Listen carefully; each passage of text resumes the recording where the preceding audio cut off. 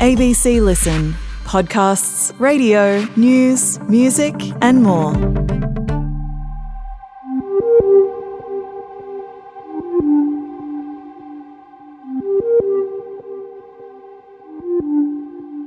The evidence that helped convict Erin Patterson.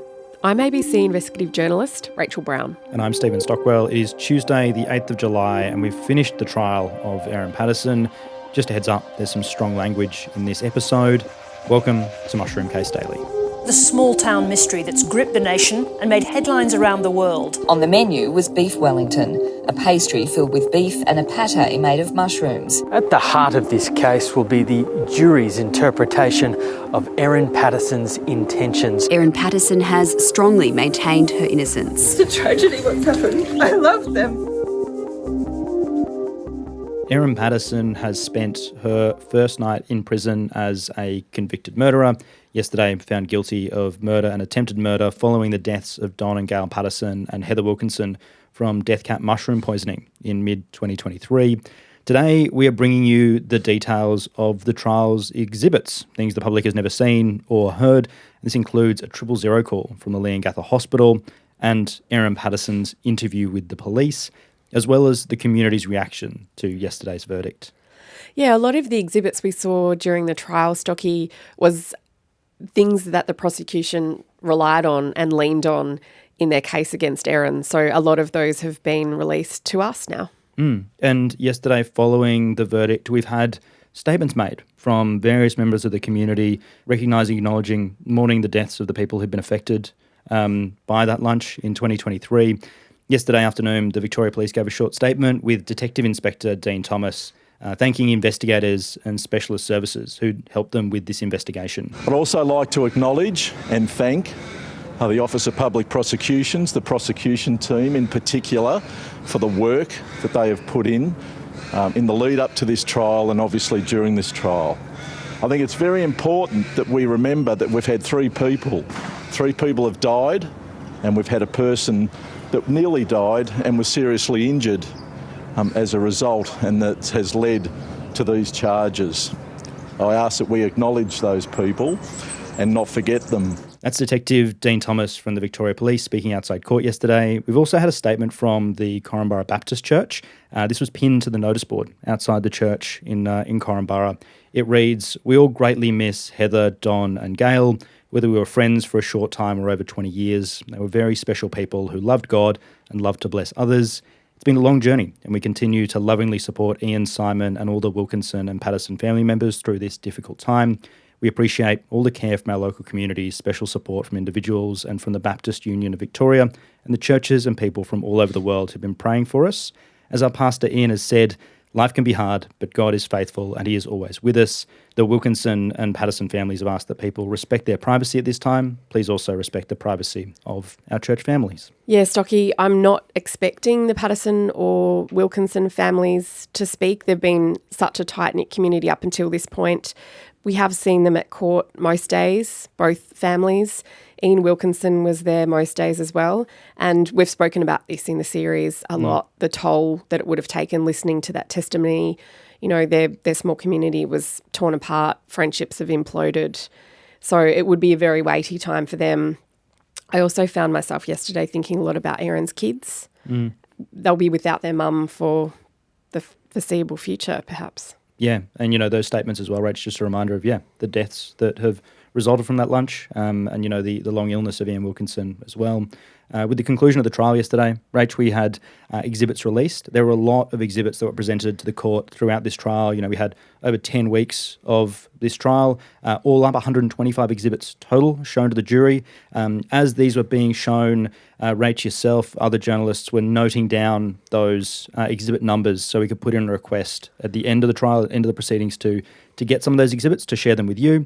And we've got that now. If you've been following the ABC News website, following other ABC News stories, you would have seen a lot of that. There were photos from some of Erin Patterson's devices, lots of pictures of mushrooms, things being dried on dehydrated trays, all of that, things we've described throughout this podcast. Also a lot of CCTV footage as well, different scenes at different times, going into service stations, going to the Korumburra transfer station where the dehydrator was dumped, all sorts of things. Yeah, that's right, Stocky. There was a long list that we applied for. I've been looking through them this morning. Photographs we saw during the trial, like the different coloured plates, the table where that fateful lunch was served and who was sitting in which seat, the cookbook that Erin Patterson, found the recipe for this beef Wellington. She did individual portions. Yep. The beef Wellington in this book is a whole log. Yep. We saw the flow chart of Game of Phones, Stocky, which we tried to work out at the time. It was very confusing, but it's actually a very interesting flow chart of where the different SIMs and the different handsets went at different times. Mm-hmm. Then there's a video that only goes for 2 minutes 10, but it's a long 2 minutes 10. It's that conversation that Erin Patterson had at Leongatha Hospital when she arrives at about 8 o'clock in the morning and thinks that she needs saline, and then two nurses try to convince her to stay, really. Now, it's silent, but you can tell a lot from body language. We have heard these nurses give evidence in court, so we know what they were saying. But you watch the vision and one woman is just reaching out to her arm as if trying to get her to stay and trying to get her to move away from the exit. So Erin Patterson's in the airlock, pressing the button on the side to open the doors. Yeah. There's a conversation.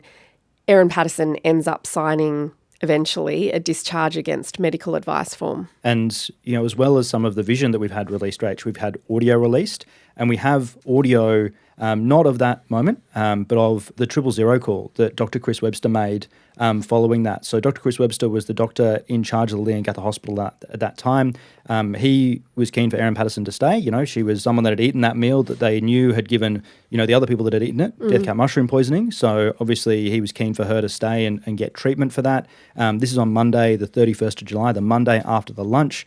And then when Erin Patterson leaves, he calls 000 to try and get the police to bring her back. This is Dr. Chris Webster calling from Leongatha Hospital, and I have a concern regarding a patient that presented here earlier but has left the building and is potentially exposed to a fatal toxin from mushroom poisoning. In this call, you can hear Dr. Webster explaining that he's tried to call Erin Patterson a few times and couldn't get a hold of her, that she came in just after 8 o'clock and then has left again. Mushroom poisoning, you said?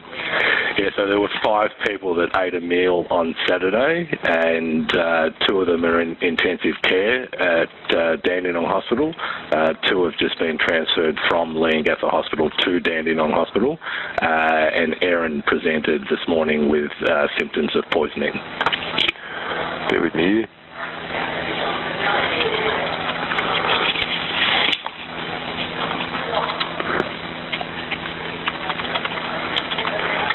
And what happened when she presented? She just got up and left? No, there was time for the nurse to begin observations, and I was managing the other critically unwell patient, so I had a brief chat to her about where the mushrooms were obtained, and after that, while I was attending the other patients, the nurse informed me that she had discharged herself against medical advice.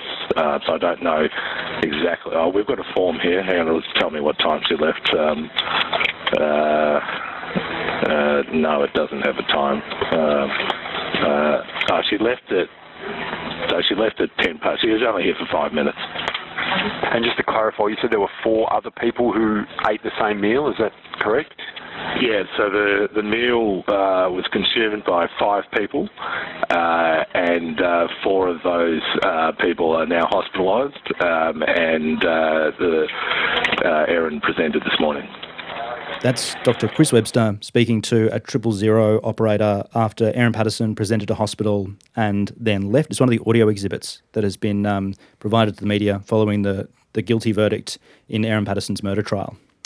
That's right, and you can hear the urgency in his voice, can't you, Stocky? Because, the small-knit community, he knows these other people are really sick.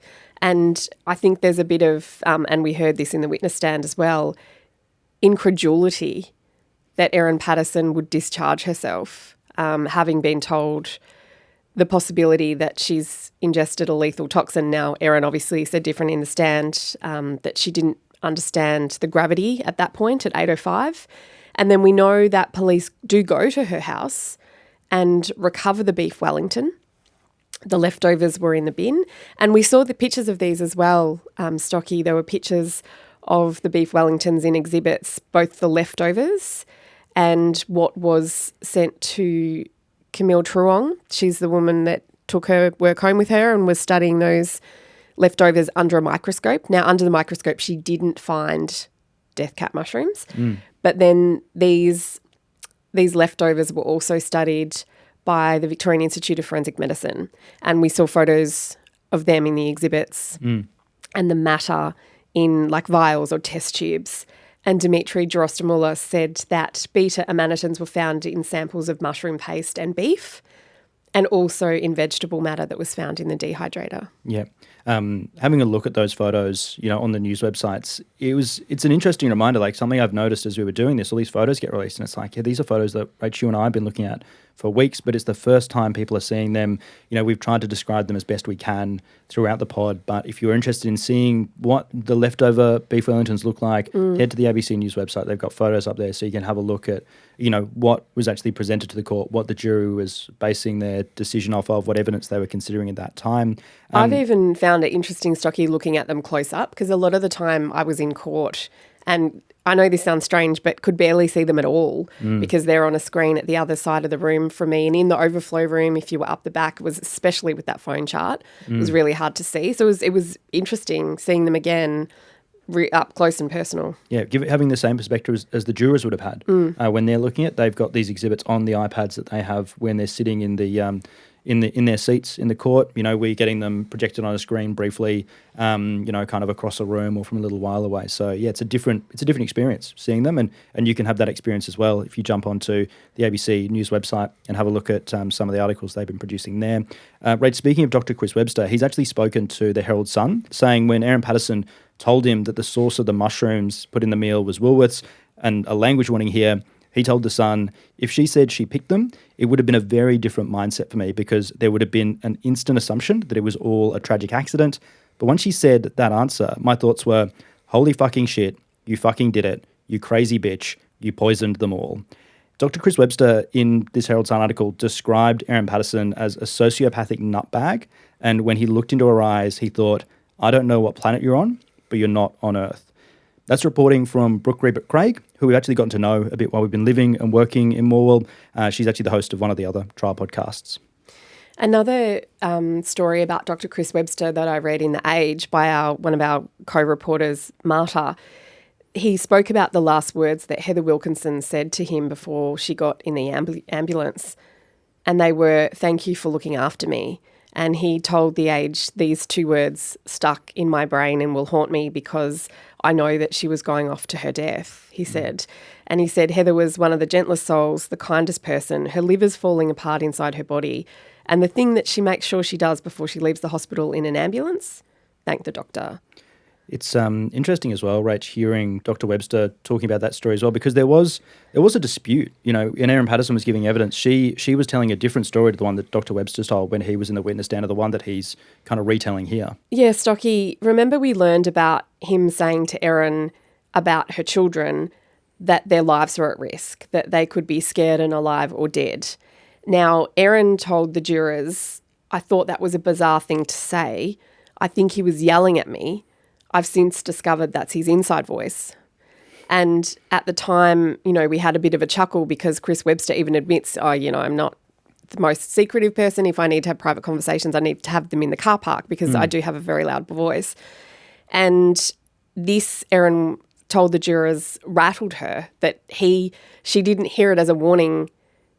She just felt like she was being yelled at. But these articles paint a very different picture, that it was perhaps evasiveness. And, and then also she told the jury she thought he was asking where she got the ingredients from. That's why she said Woolies. But he made it very clear in the witness box that he said, where did you get the mushrooms from? We got some other exhibits as well, Rach. One of them we were hoping to bring you the audio of, but we haven't actually been provided that yet. There's still basically legal discussion going on about whether or not that will be released. But this is, following the police searching Erin Patterson's home. This is exactly 1 week after the lunch. This is the 5th of August, Saturday the 5th of August. The police have been in Erin Patterson's house. They've searched her home. She has basically during this process reset a phone, given police a dummy phone, and then she is sat down for this interview at the police station following that. Rachel, what were the kind of key moments from this interview for you? Yeah, that's right. I guess the one that sticks with me most is that she's told in the police interview, you know, this comes as news to you that both Heather and Gail have passed away, which would be, it's a pretty climactic thing to learn in a police interview. One of the detectives may have also have told her when they arrived for the search warrant, but that was repeated in this interview. And so she talks about her in-laws and she says, I have no other family. They're the only support I've got. I want them in my kids' lives. I love them. They're good, decent people that have never done anything wrong by me. So that will always stick with me. Then other things that she's pressed on is foraging. She's asked, is that something that you've done in the past, foraging? She says never. And then she's asked about the dehydrator. She's asked, have you ever owned a dehydrator? She said, no, I might have had one years ago. Rach, we said yesterday on the pod, you know, interim suppression order was limiting some of the things that we can talk about at the moment. What kind of happens from here, though? Can you talk us through some of the timelines that we're looking at? Yeah, I checked and there's no statement as yet from the defence team and nothing has been flagged yet regarding whether or not there'll be an appeal. Now, the defence doesn't have to flag it this early. The window to lodge an appeal is 28 days after sentence, and sentencing is usually 2 or 3 months after the verdict, Stocky. So this window might run over October and November. Yeah, thank you, Rach. Now, we do have a lot more coming for Mushroom Case Daily. In a couple of weeks, we're going to go back and recap this whole case from start to finish over about 5 or so episodes, this time with far fewer restrictions on what we can say. We're going to tell you basically the whole story again, but in a way you have never heard it before, basically unfolding what happened moment by moment with a heap of new details. We're going to dive into Erin's past, like her job as an air traffic controller, where a former colleague is quoted in an ABC article today as saying she wasn't necessarily always unpleasant to be around, but you tended to be wary that she could snap or say something unpleasant at the drop of a hat. We've also kept a list of questions as well, Rach, that we weren't able to answer during the trial. So we'll actually be dropping that episode into your feeds tomorrow. Yeah, we've had a lot of questions on, you know, why wasn't manslaughter an option in this trial? Other ones include, you know, did she have a psychiatric assessment? Has that been done? And was Erin Patterson in custody? The custody arrangements of Erin Patterson, Rach, I have been just very keen to share. It's not something we could share until this point. I won't give away too much, but it involves a tunnel. So keep an eye out for that. We'll have all of those details for you in our episode tomorrow. That is going to be dropping exclusively on ABC Listen tomorrow. That's the only place you'll be able to hear it until next week. I know you probably already have the ABC Listen app. You would have heard me endorse this, how much I love and respect this application. I highly recommend you get behind it because that is going to be the only place you can listen to this episode from tomorrow. If that doesn't sway you, the episode will drop into every other feed from next week. So if you want to wait, you can wait. If you are listening somewhere outside of ABC Listen, you could at least rate and review us. That's all I would ask. And on Friday, we've got something special for you. We've got an episode of Analysis with one of the pioneers of this pod, Christian Silver. I'm really looking forward to that one. There's so much I want to reflect on from this process. There's so many moments that could have turned this case either way. That really paint a picture of the evidence that convicted Erin Patterson. So we'll be going through all of that, Rach, with you, with Christian. I'm really excited to get into some of the analysis of that and pick out the key moments. I also have some admissions to make. There were things that I pointed out that I thought would be important that turned out were not important at all. This case has been full of surprises, Stocky.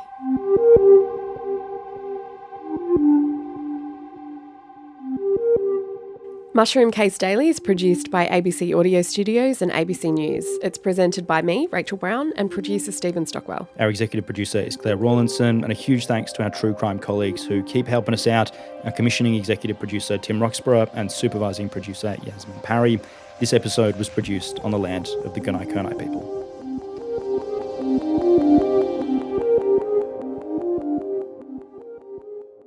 Hey, I'm Sana Kadar, and I host All in the Mind on ABC Radio National. It's a show where we investigate why people behave the way they do. But there's some perspectives we don't often hear about, like what makes people cross the line into criminal behavior. Are they evil or are they damaged? Are they both? After the stealing, they often will describe a sense of pleasure or gratification. Join us on Criminal Psychology, a special series exploring some of these questions. Hear it now on the ABC Listen app.